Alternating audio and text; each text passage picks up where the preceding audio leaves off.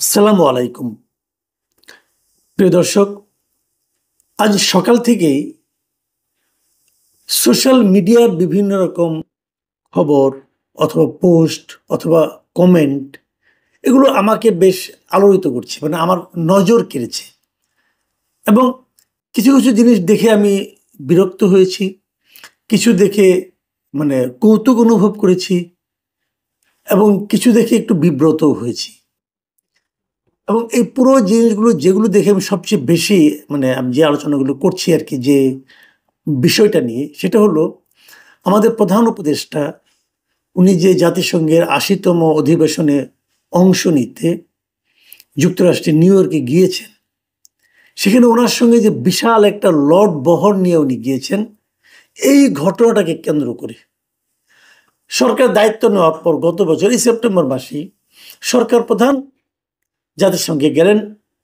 ওখানে উনি সাধারণ পরিষদে ভাষণ দেবেন বলে গেলেন এবং তখন ওনার যাওয়ার আগে ঘোষণা করা হলো যে উনি মাত্র ওনার সঙ্গে সফর সঙ্গী করবেন মাত্র ৭ জনকে। সবাই খুব খুশি হয়ে গেল, মাত্র ৭ জন লোক নিয়ে যাবেন। আহ, আমরা তো এটাই চেয়েছিলাম। আমরা তো ভাবতে চাই যে অপচয়টা হবে না। এটা গরিব দেশ, আমরা তো একটা গরিব দেশ, ধনী দেশটা ভাই। সে ধনী দেশ বলে কোনো সুযোগ নেই। এদেশের মানুষ খুবই গরিব। এই গরিব মানুষের টাকা দিয়ে এই বিলাস বেসন, এই অপচয়, এটা ঠিক হবে না। তো উনি ৭ জন নেওয়ার সিদ্ধান্ত নিয়েছেন। আমরা খুব খুশি হয়েছিলাম, যাও এবার অন্তত পক্ষে অপচয়টা হবে না।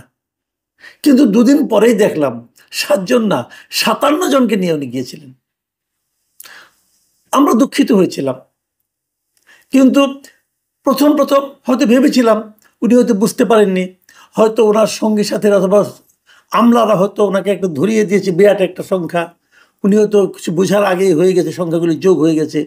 এরকম ভাবে মোটামুটি বিরক্ত হয়েছিলাম, আমরা একটু একটু মন খারাপ করেছিলাম। ভেবেছিলাম হয়তো উনি এখান থেকে শিক্ষা নেবেন। তখনও কিন্তু মিডিয়া এটা নিয়ে আলোচনা হয়েছিল, ব্যাপক আলোচনা হয়েছিল যে কেন ওনাকে ৫৭ জনের বিশাল বহর নিয়ে যেতে হবে। পৃথিবীর অন্যান্য দেশগুলি কি এরকম করে? করে। আফ্রিকার নাইজেরিয়া টাইজেরিয়া এরকম কয়েকটা দেশ আছে যেগুলো নাকি দুর্নীতিতে আকণ্ঠ নিমজ্জিত, তারা করে। তারা এখানে বিদেশ ভ্রমণের সুযোগে এই সুযোগে যায়। যাই হোক, আমরা ভেবেছিলাম বোধহয় ওনাকে শিক্ষা হবে, উনি হয়তো এরকম আর করবেন না। কিন্তু আমরা দেখলাম যে না, তা নয়, উনি এটা করতেই থাকলেন। একবারও এরপর আর বাদ দেন নাই, একবারও। এরপর যতবার উনি বিদেশ গেছেন কখনোই মনে হয় নাই যে এই বেশি লোক নিয়ে বিদেশ যাওয়াটা যে মানুষের কাছে দৃষ্টিকটু ঠেকতে পারে, এই জিনিসটা উনি ভেবেছেন বলে ওনার আচরণে একবারও মনে হয় নাই। তো ডক্টর মোহাম্মদ ইউনূস যতবার গিয়েছেন, এই ১২-১৩ বার গিয়েছেন, এই টাকাগুলো কার? ওনার টাকা, ওনার পার্সোনাল টাকা অথবা ওনার গ্রামীণের টাকা? তা তো নয়, সরকারের টাকা। সরকার মানে কি? জনগণের টাকা। এটা কোনো হিসাব নাই, কোনো জবাবদিহিতা নাই। উনি কি জবাবদিহিতার ঊর্ধ্বে উঠে গেছেন? যাননি তো। এর সর্বশেষ প্রকৃষ্ট উদাহরণ দেখলাম এবার। এবার উনি জাতিসংঘে গিয়েছেন, ওনার সঙ্গে সাথে সব মিলিয়ে কয়জন? ১০৪ জন। হ্যাঁ, ১০৪ জন। মানে অবিশ্বাস্য, আপনার কাছে হয়তো সংখ্যাটা লাগতে পারে। ১০৪ জন লোককে নিয়ে উনি যুক্তরাষ্ট্রের নিউ ইয়র্কে গিয়েছেন। কেন? কি করবে এই ১০৪ জন সেখানে যেয়ে? আমি বুঝতেই পারি না। আপনারা দেখুন, কেবল আমি একটা কথা বলি আপনাদেরকে, আপনারা দেখলে অবাক হয়ে যাবেন। ওখানে ওনার ২ কন্যা গিয়েছেন। ১ কন্যা ওখানেই থাকেন, আরেক কন্যা, ২ কন্যা ওখানে আছেন। তারা কিন্তু আমাদের সরকারের টাকায়, আমাদের জনগণের টাকায় এই কয়দিন হোটেলে থাকবেন। 5 স্টার হোটেলে অবশ্যই। যে হোটেলের ভাড়া হবে, প্রতি রাতের ভাড়া মিনিমাম ২-৩ লাখ টাকা হবে, বেশি হতে পারে। উনি যে লন্ডন গিয়েছিলেন তখন তো আরও বেশি ছিল। তো ২ কন্যা গিয়েছেন। উপদেষ্টা এবং সমমর্যাদার গিয়েছেন ১০ জন। উপদেষ্টা কে কে? ডক্টর আসিফ নজরুল। ওনার ওখানে কি কাজ? উনি ওখানে যে কি করবেন আমি বুঝতে পারলাম না। উনি গিয়েছেন। তৌহিদ হোসেন গিয়েছেন, পররাষ্ট্র বিষয়ক উপদেষ্টা। হ্যাঁ, ওনার যাওয়া প্রয়োজন ছিল, এটা আমি মানছি, ওনার যাওয়া প্রয়োজন ছিল। আর গিয়েছেন কে? আদিলুর রহমান খান। এরই বা কি কাজ? গণপূর্ত বিষয়ক উপদেষ্টা, উনি গিয়েছেন। আর গিয়েছেন ফজলুল কবির খান। কি কাজ ওনাদের?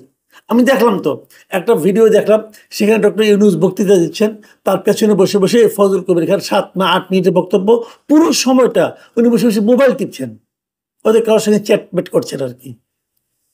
দেখলাম, দেখতে তো দৃষ্টিকটু, একদম তার পেছনে বসে আছে বিশাল বপু নিয়ে।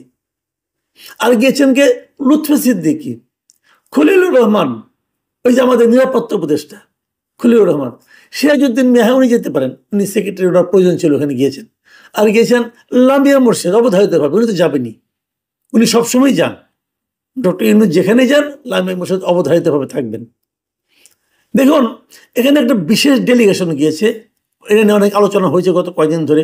রাজনৈতিক নেতা 6 জন পলিটিক্যাল লিডার গিয়েছেন সেখানে, মির্জা ফখরুল ইসলাম আলমগীর, হুমায়ুন কবির বিএনপির, আর ইয়ের থেকে জামাতে ইসলাম থেকে ডক্টর আবদুল্লাহ তাহের এবং নাকিবুর রহমান, এবং এনসিপি থেকে আখতার হোসেন ও তাসনিম জারা। এদের নিয়ে কি হয়েছে না হয়েছে, স্ক্যান্ডাল কি হয়েছে, ওগুলি বাদ দিলাম, ওগুলি নিয়ে আলোচনা করতে চাই না। এর সঙ্গে আরও ছিলেন প্রধান উপদেষ্টার অফিসের সিনিয়র কনসালটেন্ট মোস্তাইন বিল্লাহ। কাজটা কি ভাই? আচ্ছা ঠিক আছে, গেলেন, তাও নয় মানলাম, ওনার অফিসের লোক গেলেন। এই যে নর্থ সাউথ ইউনিভার্সিটির রিসার্চ ফেলো সাইফুর রহমানের ওখানে কাজ কি? উনিও গিয়েছেন এখানে ডেলিগেশনে। আমি আরেকটা নাম দেখে রীতিমতো হতবাক হয়ে গেছি, আমি বিস্মিত হয়েছি। এই ভদ্রলোকের সম্বন্ধে আমার একটা খুব উচ্চ ধারণা ছিল। ইনি হচ্ছেন দৃক গ্যালারির এমডি মিস্টার শহীদুল আলম। তাই আপনি এখানে কেন গেলেন ভাই? আপনি কি কাজ বোঝান তো আমারে। এই আমাদের প্রধান উপদেষ্টা এই যে সাধারণ পরিষদে ভাষণ দেবেন, সেখানে দৃক গ্যালারি শহীদুল আলম সাহেবের কি কাজ থাকতে পারে? আমি শহীদুল আলম সাহেব নিশ্চয়ই ফিরবেন, ওনাকে আমি খুব সবিনয়ে জানতে চাইবো, ভাই আপনার কি কাজ? আপনাকে তো আমি অন্যরকম মনে করতাম। অনেকে আছে কিন্তু, অনেকে দেখি, আমি দেখেছি অনেক বিখ্যাত লোকদের দেখেছি, মনে করেন বছরের মধ্যে, মাসের মধ্যে 4বার 5বার বিদেশ যায়। তারপরও না, একটা বিদেশ যাওয়া যদি মাগনা একটা ট্রিপ পায়, লাফায় ওঠে যে আমি যাবো, আমি যাবো। এগুলি কি সেই ধরনের কোনো রোগাক্রান্ত নাকি এরা? আমি বুঝতে পারি না। পররাষ্ট্র মন্ত্রণালয়ে গেছেন 13 জন।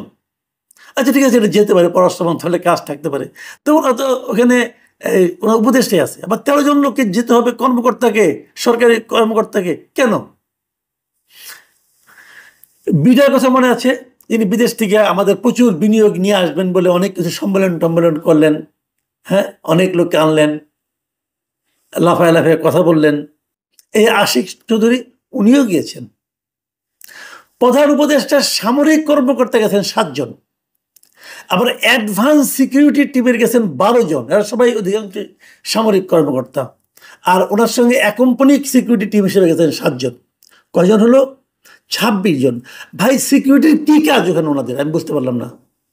যখন কোনো রাষ্ট্রপ্রধান বিদেশ থেকে যায়, আমাদের সিকিউরিটি পার্সোনাল যারা তাদের সঙ্গে থাকেন, তারা কি অস্ত্র বহন করতে পারবেন? দিবে ওরা? ওখানে যাওয়ার পর পুরো দায়িত্বটা চলে যায় ওই সিটির যারা পুলিশ আছে তাদের উপর, ওই সিটির যারা নিরাপত্তার দায়িত্বে আছে তাদের উপর। তাহলে এদেরকে এত লোককে নিতে হবে কেন? ওনারা কি সিকিউরিটি দিবেন? ডক্টর ইউনূসকে আগে কখনো যান নাই? বহুবার জীবনে গেছেন, ওনার সিকিউরিটির দরকার পড়ছে? আচ্ছা, প্রেস এবং মিডিয়ার কথা ভাবুন। এখানে মানে ওনার যেটা প্রেস উইং আছে, সে প্রেস উইং এর পুরো টিম গেছে এখানে, 6 জন 5 জন। তা প্রেস উইং এর 5 জন লোকই গিয়েছেন কেন?